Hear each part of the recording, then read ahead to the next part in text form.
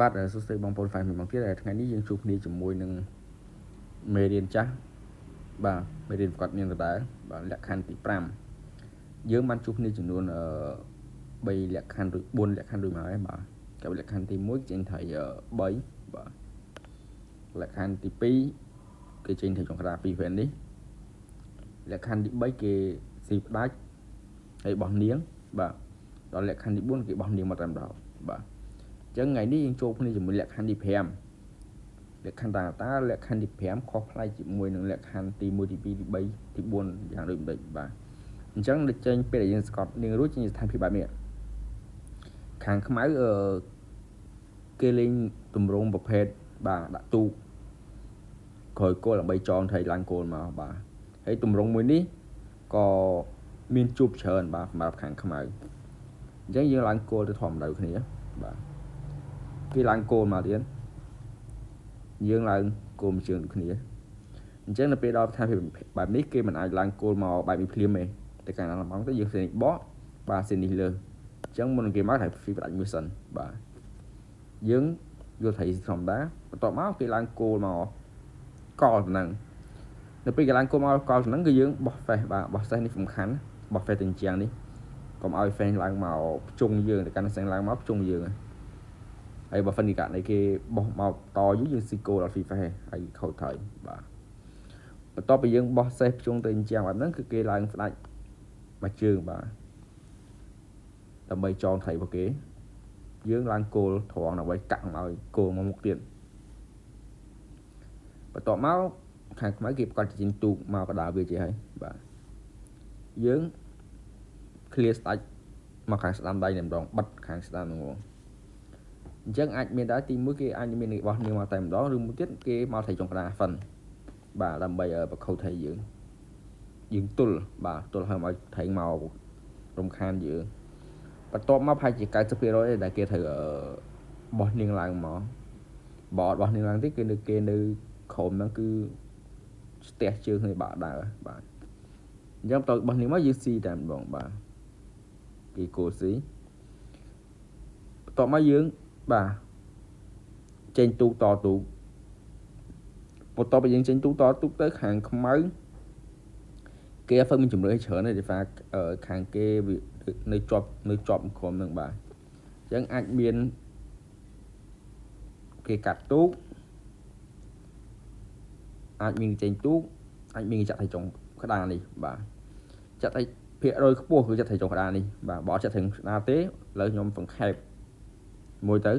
បើករណីគេកាត់ទូកបាទយើងទូកស៊ីគេតទូកទៀតបាទគឺយើងបើអត់ចាក់ត្រីមកទេគឺយើងនេះឡើងគោលអញ្ចឹងដល់ពេលឡើងគោលអញ្ចឹងបើគេមិនស៊ីយើងស៊ីទៅត្រីនេះដប់គ្នាបាទត្រីដប់គ្នាខូចត្រីយើងបុកខាងនេះទៅគឺយើងកាន់នេះគឺយើងព្រៀបខ្លាំងបាទអញ្ចឹងបើគេអត់ស៊ីបើគេអត់ស៊ីគេថយវិញគេថយយើងទៅដដែលបាទយើងទៅឲ្យហ្វីឆៅតែម្ដងយើងទៅពួកគេយកត្រីស៊ីបាទយើងថយគោលគេឡើងគោលដេញសេះយើងរត់មួយជើងសិនបាទអញ្ចឹងគេត្រូវឡើងត្រីចុងក្តារដើម្បីយើងដេញទៅងាប់គោលគេបាទអញ្ចឹងត្រូវឡើងត្រីចុងក្តារមកយើងឡើងគោលដេញឡើងដេញគោលបាទអញ្ចឹងគោលធ្លាក់ទៅក្រោមទៅគឺយើងគោលលីងមានពេលត្រឡប់មកវិញហ្នឹងបាទហើយតបមកនេះយើងបំបែកទៅនេះយើងបំបែកទៅបាទគេបោះហ្វេសមកយើងថយគោលមកចងហើយស៊ីហែកខាងទៅតែម្ដងព្រោះគោលនេះគឺខូចលីនមានពេលមកវិញហើយបាទហើយបើហ្វិនជាគេចង់មកវិញយើងស៊ីផ្ដាច់ទៅយើងចាក់នេះទៅខូចត្រីបេងដដែលបាទហ្នឹងកម្មករណីគេអត់មកត្រីចុងមួយហ្នឹង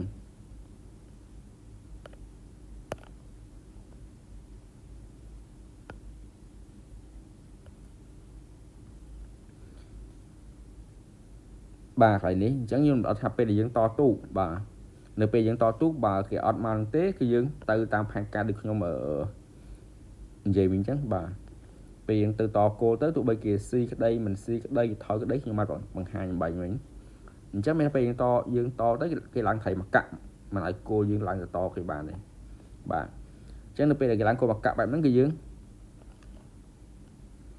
កាត់ទូគេមួយវិញបាទកាត់គេមុនវិញអញ្ចឹងគេទូស៊ីបន្ទាប់គេយកទូស៊ីយើងនេះថយសេះនេះសំខាន់ដែរបាទថយសេះសំខាន់ដែរហើយគោលនេះគេឡើងមកមុខលើវាយើងគោលយើងពីកាក់ចប់ហើយយើងថយសេះសំខាន់នៅពេលថយសេះទៅគឺសញ្ញារបស់យើងគឺនេះគាត់ឲ្យថៃមួយនេះឲ្យគេរវល់រំខានចងវាអញ្ចឹងយើងដាក់ទូនឹងបញ្ឆោតដើម្បីថែងឡើងមកបែបហ្នឹងខាងខ្មៅប្រហែលជាពិបាកដើរអញ្ចឹងគាត់ប្រហែលជាទូនឹងមានសិទ្ធិភាពគាត់អាចនឹងមកបាទមកខាងដែរដើម្បីពេលបំបែកថៃទៅអាចទូមានចលនាយើងបោះហ្វេនតាមផែនការយ៉ាងដដែលបាទអញ្ចឹងគេថយគោលចងបាទគេថយគោលចង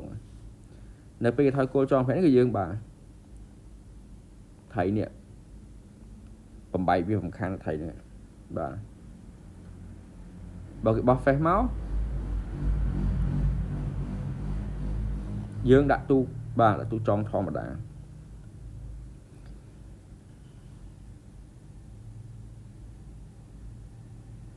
បាទគេបោះ face ចេញបាទគេបោះ face ចេញយើងបាទរុកចូលឆៅតែម្ដងបាទរុកចូលឆៅហ្មងបើគេយកគោលស៊ីយើងស៊ីធម្មតាឬមួយក៏យើងស៊ីនេះសិនក៏បានដែរបាទ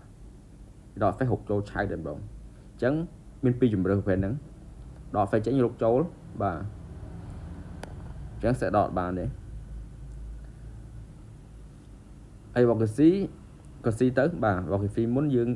រស់នាងរស់គោលស្រួលបាទអញ្ចឹងខាងសខាងខ្មៅពិបាកដែរកន្លងនេះ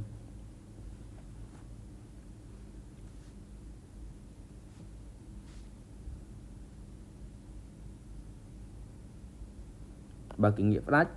បាទដើម្បីយកផ្ដាច់មកចោលថៃនេះយើងចាប់បានពីផ្ដាច់ទៅហើយបាទចាប់បានពីផ្ដាច់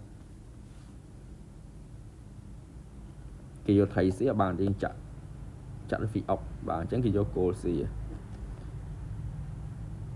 យើងស៊ីទៀតបាទថៃយើងឡើងគោលទៅមិនអាចស៊ីបាន fall to chrome បាទអញ្ចឹងអុកនេះខាងខ្មៅគឺចាញ់ព្រៀបខាងសខ្លាំងបាទក្នុងទម្រង់មួយហ្នឹងអញ្ចឹងតាក់ទងជាមួយកាឡាសង្កត់នេះឈុតទី5នេះខ្ញុំបង្ហាញជូនបងប្អូនត្រឹមប៉ុណ្ណឹងបើពេលបងប្អូននៅមានចម្ងល់កន្លែងណាដែលឆ្ងល់ឬមួយក៏គិតថាដេកគួរឲ្យដើរល្អជាងហ្នឹងបងប្អូនអាចខមមិនខាងក្រោមវីដេអូបានជួបគ្នានៅវីដេអូបន្ទាប់បាទសម្រាប់បងប្អូនដែលបន្តមក Subscribe ខ្ញុំជួយ Subscribe Channel នេះផងដើម្បីទទួលបាននៅវីដេអូបន្ទាប់